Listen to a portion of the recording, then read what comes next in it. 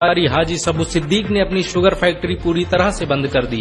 ये फैक्ट्री इतनी बड़ी थी कि इसके जरिए बनाई गई शुगर पूरे इंग्लैंड में इस्तेमाल की जाती थी। बहुत कम लोग जानते हैं कि बाटा कंपनी भी मुसलमानों की थी, जिसे असहयोग आंदोलन के दौरान एक अंग्रेज ने खरीद लिया था।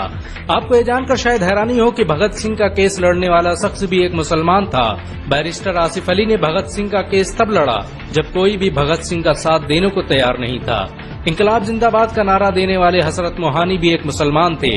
उन्होंने ही भारत की आजादी की रूपरेखा तैयार की थी।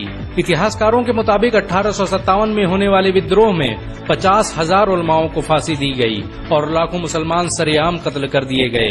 1857 में दिल्ली से लेकर कलकत्ता की रोड पर ऐसा कोई पेड़ नहीं था जिस पर मुस्लिम उलमाओं की लाशें न टंगी हो।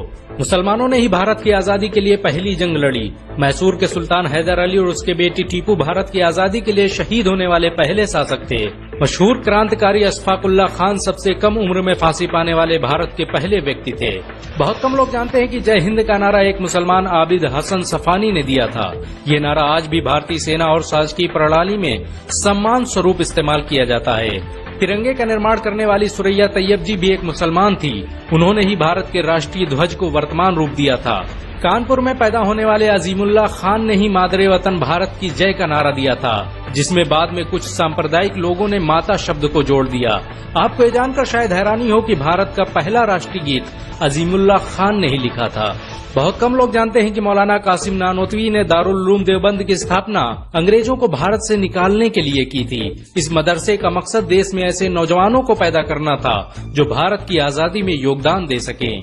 रेशमी रुमाल आंदोलन की शुरुआत करने वाले मौलाना महमूदुल हसन और मौलाना उबैदुल्ला सिंधी दारुल उलूम देवबंद के ही छात्र थे। मौलाना उबैदुल्ला सिंधी ने सुभाष चंद्र बोस के साथ मिलकर भारत की पहली अस्थायी सरकार की स्थापना की थी और वह भारत के पहले गृह मंत्री भी थे। आपको ये जानकर शायद हैरानी हो कि मौलाना महमूदुल हसन ने ही 1920 में गांधी को महात्मा का लक़ब दिया था। उनका ये नाम इतना मशहूर हुआ कि पूरी दुनिया में गांधी महात्मा गांधी के नाम से जाने जाने लगे।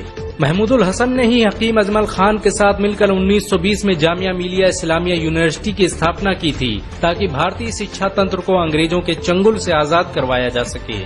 आपको ये जानकर शायद हैरानी हो कि काला पानी जैसी दर्दनाक सजाओं को पाने वाले 90% से अधिक लोग मुसलमान थे। अंडमान निकोबार में आज भी सबसे ज्यादा कब्रें मुसलमानों की हैं। मुसलमानों के अलावा दूसरे लोगों ने काला पानी से बचने के लिए न सिर्फ माफीनामे लिखे बल्कि अंग्रेजों की मुखबिरी भी की।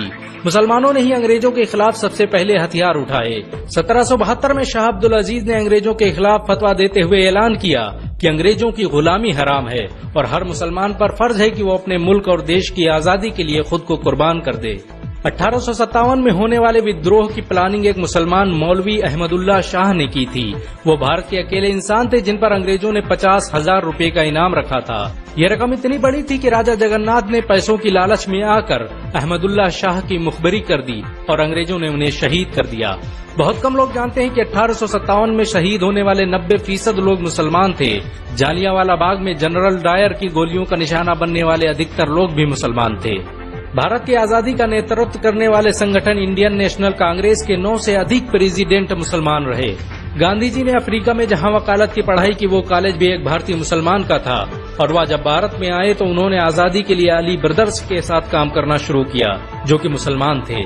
बहुत कम लोग जानते हैं कि 1921 में केरल के मुसलमानों द्वारा अंग्रेजों के खिलाफ लड़ी गई जंग में 3000 से अधिक मुसलमान शहीद हुए थे और 50,000 मुसलमानों को जेल में कैद कर दिया गया था। ये आंदोलन मोपला मुस्लिम आंदोलन के नाम से जाना जाता है। 1942 में शुरू हुए भारत छोड़ो आंदोलन की रूपरेखा मौलाना अबुल कलाम आजाद ने तैयार की थी। संविधान निर्माता डॉक्टर भीमराव अम्बेडकर को पहचान दिलाने में मुसलमानों का बड़ा योगदान रहा है। 1946 में जब भीमराव अम्बेडकर दलित होने की वजह से इलेक्शन हार गए तो बंगाल मुस्लिम लीग ने उन्हें मुस्लिम इलाके से इलेक्शन लड़ने की दावत दी। इस तरह भीमराव अम्बेडकर संविधान सभा का हिस्सा बन सके।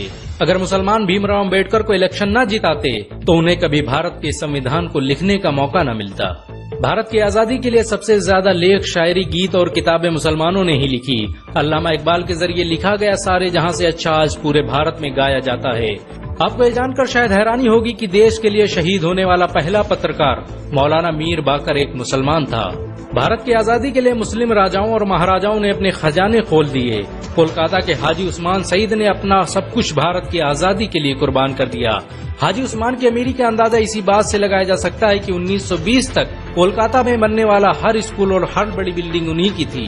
कोलकाता के पहले सुपर स्टोर कैश बाजार की बुनियाद हाजी सईद ने ही रखी थी, लेकिन बाद में उन्होंने अपनी सारी दौलत देश को दान कर दी और खुद एक किराए के घर में रहने लगे। अमीर हमजा और अब्दुल हबीब यूसुफ मरफानी जैसे मुसलमानों ने अपनी अरबों रुपये की संपत्ति देश की आजादी के लिए कुर्बान कर दी। सुभाष चंद्र बोस द्वारा अफगानिस्तान में स्थापित की गई सरकार में 9 में से 5 मंत्री मुसलमान थे। भारत की आजादी के लिए देश भर में मौजूद मस्जिदों को किलों की तरह इस्तेमाल किया गया। इन मस्जिदों में सुबह शाम हर वक्त भारत की आजादी के लिए ऐलान हुआ करते थे। आजादी के वक्त कोई मस्जिद ऐसी नहीं थी जिसकी दीवारों पर मुसलमानों का खून न लगा हो। इन सब के अलावा ऐसे करोड़ों मुसलमान हैं जिन्होंने भारत की आजादी और उसकी अस्मिता के लिए अपना सब कुछ कुर्बान कर दिया। सच तो ये है कि भारत की आजादी मुसलमानों के बगैर मुमकिन न थी। भारत आज भी आजादी के लिए मुसलमानों का एहसान